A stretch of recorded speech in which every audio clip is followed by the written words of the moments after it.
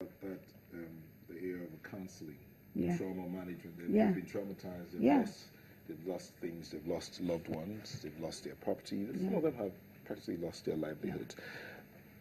But is it just about them? I mean, when I say them, I mean those within the Northeast. Yeah. Is it just about those within the Northeast, or is there something that can be done from outside into the Northeast? Yeah. Is there something that others can do to empower those within the Northeast so that they can come out of that situation that they've been? That is what I'm saying. It's building human capacity, because if we all get involved, those who are in the IDP don't really have to be confined. The IDPs don't really need to be confined to the Northeast. We can bring in some people into the different states that are even far away from the insurgency. We saw some of them in Edo State. Exactly. Yeah. We can bring them in, and that's a very good move. We can bring them in and include them in things that we do.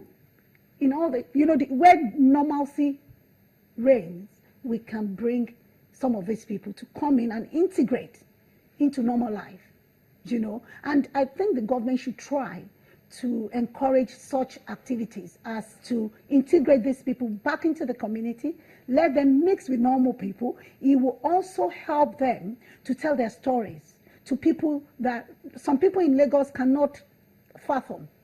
What is Boko Haram? What is insurgency? If you understand what I mean. I think we should actively involve these people. Just like you see the little girl from Pakistan, is it Malala? How she goes all over the world talking about her experience. We should have some of these young people also as ambassador for peace in this country, and send them to schools, in other parts of the country, talking about their experiences.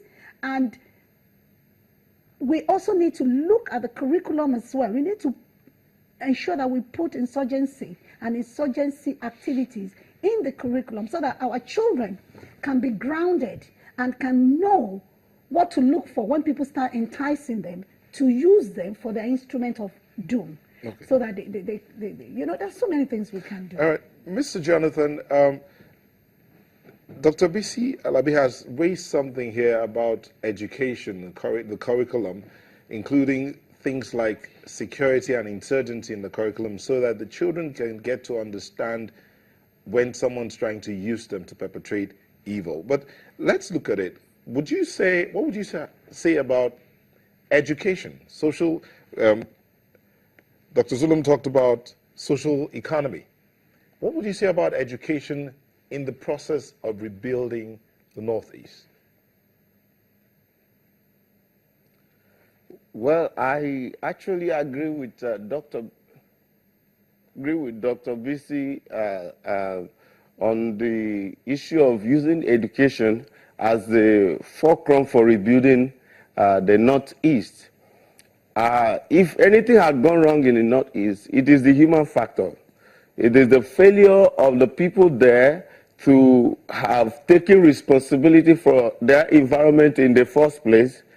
Before this radicalization that took place, radicalization is a process of de-education or some form of education towards a certain focus. So if you're also going to reverse a trend, you will most definitely need to involve the instrument of education in de-radicalizing the people. So inculcating some of the lessons learned into the curriculum is a very important aspect of rebuilding the Northeast. In fact, I was always going to say that the biggest issue about rebuilding the Northeast is the human factor. If we don't get the education right, the curriculum right, and to begin to evolve some social measures, some intervention programs to address the mindset of the people. Because, for example, if you consider the number of young people who are involved in the Boko Haram insurgency, the number that have been killed, the number that have been arrested, you will know that this thing did not just happen in one day. A lot of education have gone under, though negative-wise, in order to influence them to get involved in these vices. So the leadership need to take responsibility When I mean leadership, I'm not just talking about people in positions of authority. I'm talking about pathfinders. I mean people who hold the promise, who understand the promise of a brighter, rewarding future. They need to come into the fray. They need to come up with a strategic plan. And those strategic plans, like the commissioner for reconstruction has said, is not just about building houses. It's not just about building bridges. Because if you build the bridges, you don't build the mind. The young ones who have been radicalized will come back and destroy them.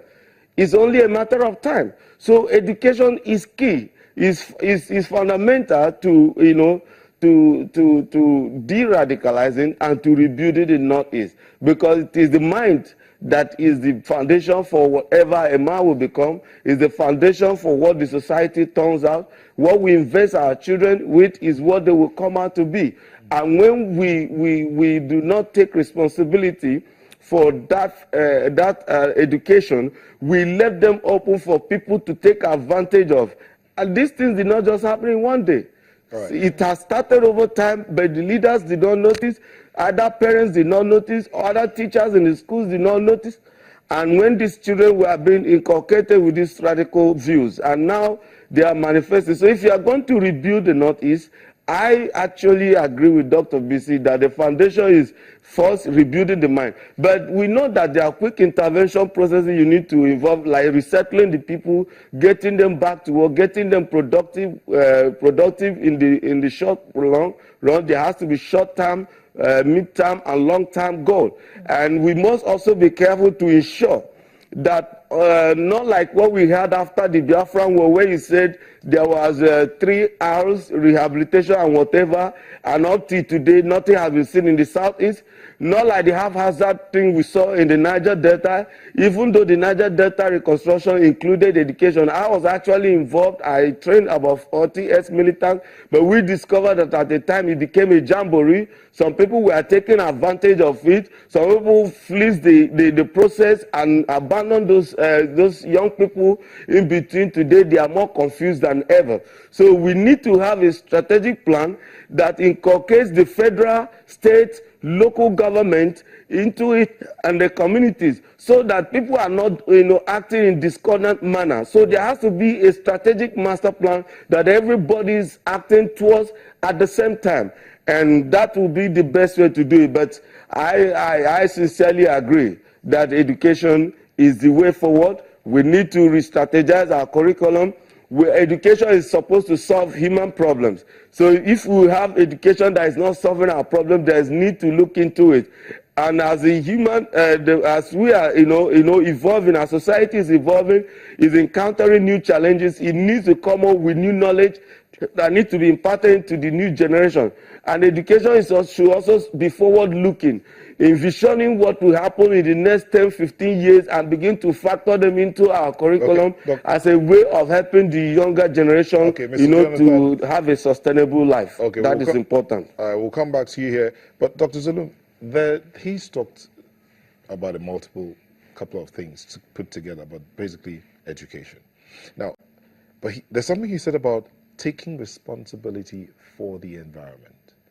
For the people in the Northeast did not take responsibility for their environment from the start. Then you talked about a strategic plan. What's the plan in place to ensure that everyone, yes, you're the commissioner for rebuilding. You're the commissioner for rebuilding. Yes. What's the strategy to ensure that everyone involved, especially from the state to the least in the local government, takes part in the rebuilding process? Is there a strategic plan that your government has put in place? Yes, we have a strategic plan. Before then, I just wanted to draw your attention on the issue of security that you have said so. First and foremost is the issue of security. To be sincere and candid, within the last 2 weeks or 3 weeks ago, there is a renewed fight against the Boko Haram by the military, because they have been following them to their enclaves. That has seriously reduced the activities of the miners. But the plan is in such a way that right education is very important. But Borno State, we have two extreme weather conditions, very hot and very cold. As at now, the people don't have homes.